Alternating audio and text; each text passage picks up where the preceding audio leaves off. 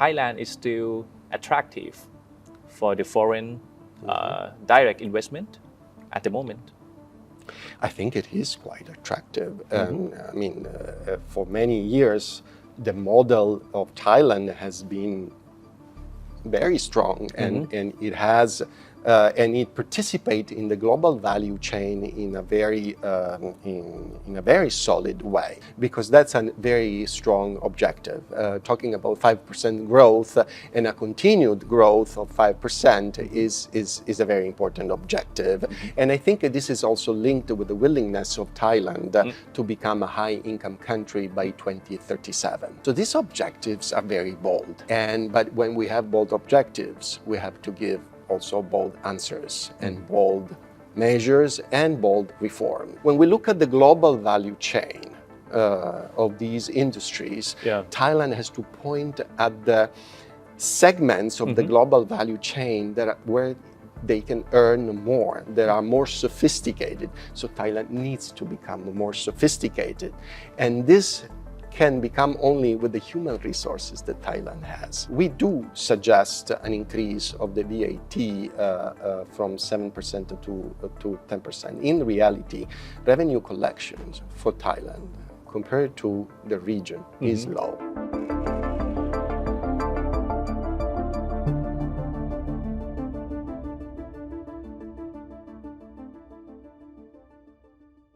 คุณผู้ชมครับวันนี้ไทยรัฐมันนี่นะครับได้รับเกียรติจากคุณฟาบริซิโอซาโคเน่นะครับซึ่งเป็น Country Manager ของ World Bank ประจำประเทศไทยนะครับผมจะถามเขาเกี่ยวกับมุมมองเรื่องของเศรษฐกิจในประเทศไทยภายใต้รัฐบาลใหม่ความท้าทายต่างๆที่ประเทศไทยนั้นต้องเผชิญนะครับซึ่งตอนนี้คุณฟาบริซิโออยู่กับผมแล้วนะครับสวัสดีครับ Very nice to talk to you today.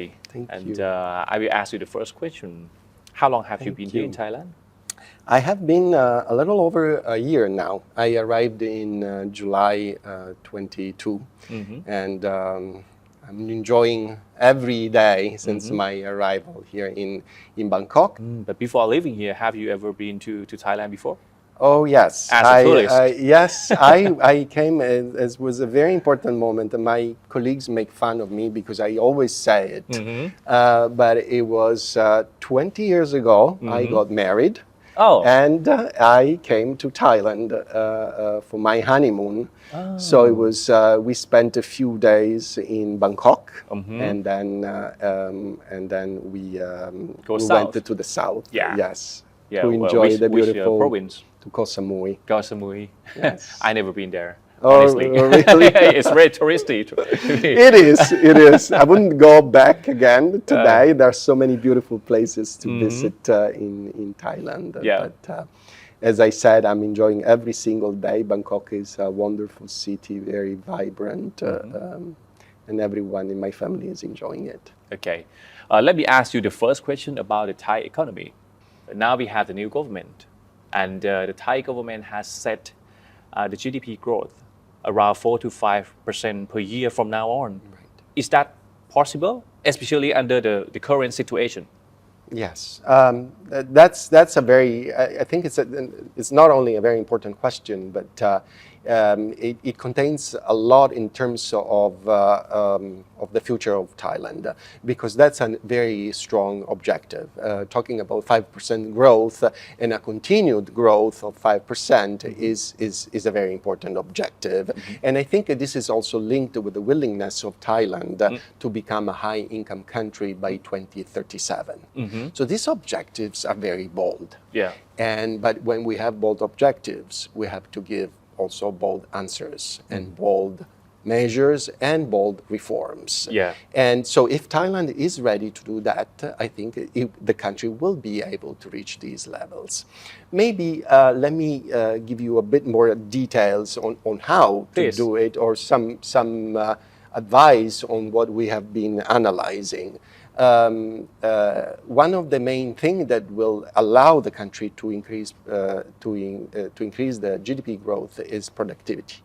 So Thailand will have to increase productivity. In this moment, Thailand is working in S-shaped industries, sort of mature industries like smart electronics or vehicles.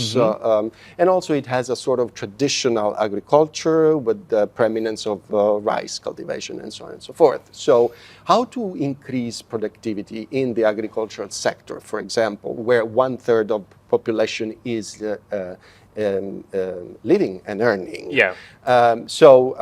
Apply technology to agriculture, smart agriculture, work on the issue of flooding and droughts, providing water resources to the farmers, provide technological support to the farmers, education to the farmers in a way that they will increase productivity, find better markets, stronger markets where to sell the products.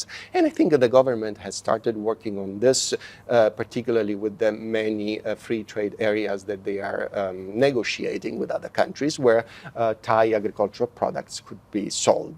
In the industry, the situation is similar, pointing out to when we look at the global value chain of these industries, Thailand has to point at the segments of the global value chain that are where they can earn more, that are more sophisticated. So Thailand needs to become more sophisticated. And this can become only with the human resources that Thailand has. Yeah. Maybe if you allow me one additional sort of comparison to give you a strong idea what this 5% growth rate entails. So Korea, few years ago, was in the situation of Thailand. Yeah. So now, But looking few at years, Korea, you mean the decades ago. yes, yes, 20 years ago. But here we're talking about also 2037. So no, Korea managed to grow at such high rates to become, in relatively few years, a high-income country. Now, Thailand should increase or double, actually, the level of private investment and public investment compared to the levels that it has today, and have a total factor productivity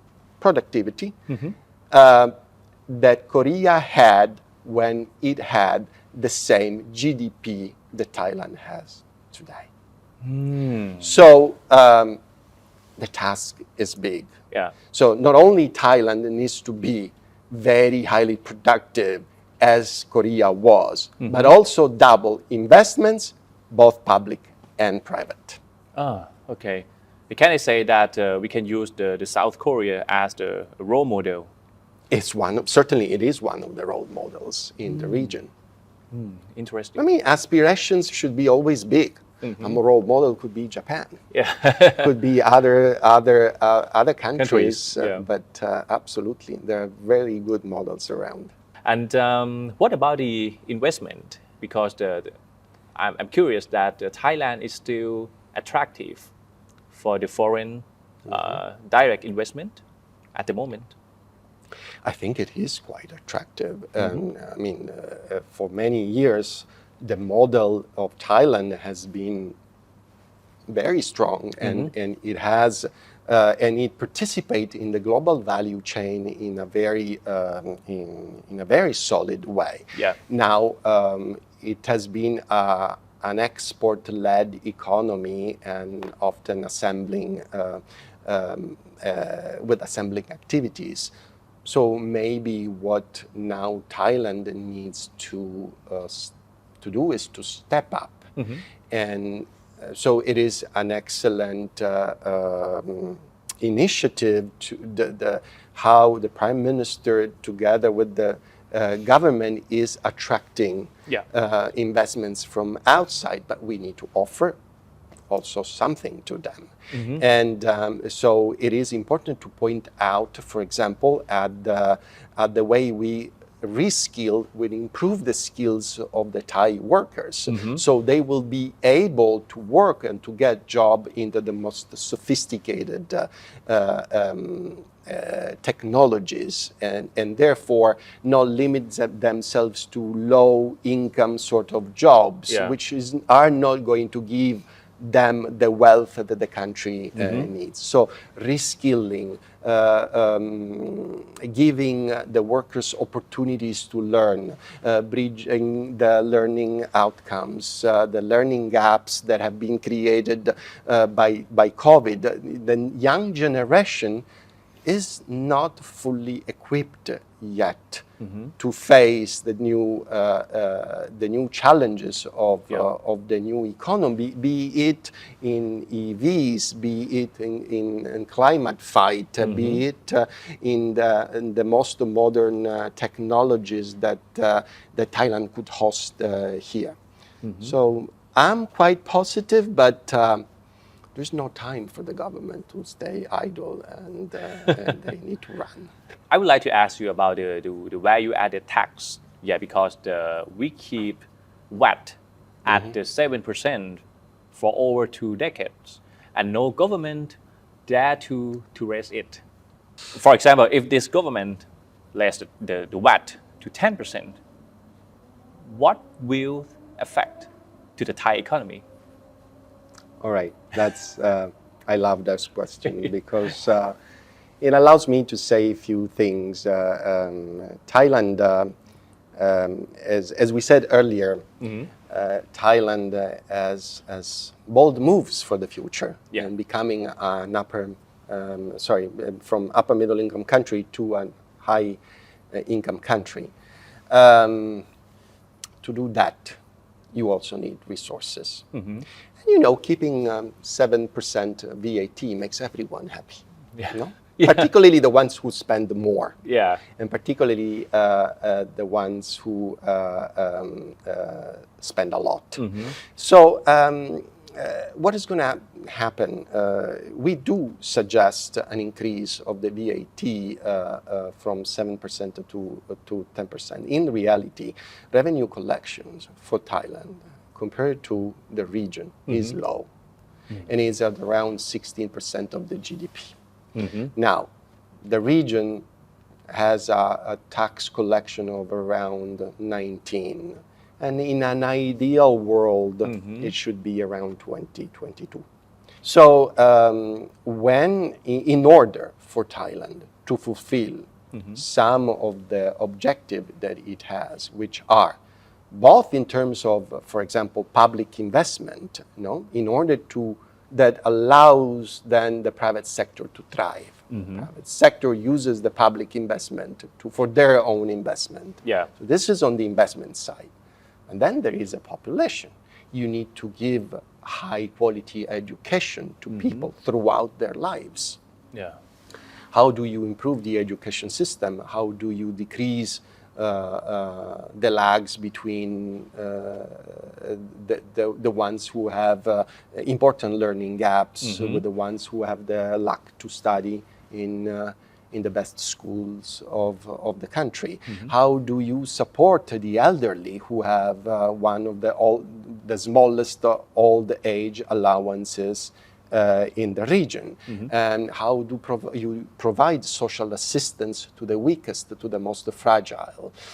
They need resources. The VAT increase is one of them.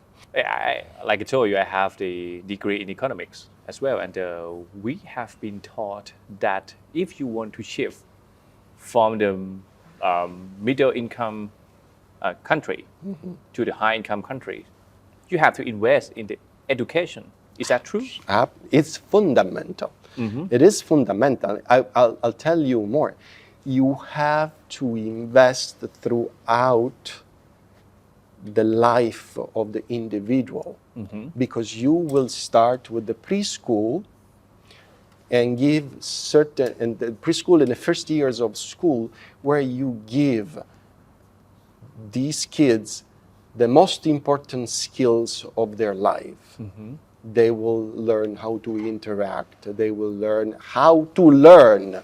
You give them the basis of reading, of math. Only with those blocks, building blocks, then they will be able to fare well when they enter into the more sophisticated years of the education process. Yeah. And it doesn't stop there because innovation, technology requires always new skill to be learned. So you have to put a system in place that allows workers, young workers and less young workers, to continue learn in order to be ready to face the new technologies, the new innovation, the new industry, the new services. And that is done through education. So investing in education is extremely important. Now, Thailand is spending important amounts for the education system, but the results are not there. So the system needs to be revisited, starting with something simple that comes to my mind, which is the foundational skills, and to provide these students and kids with those foundational skills that make them bold in the future, and they will allow them to face the challenges of the future.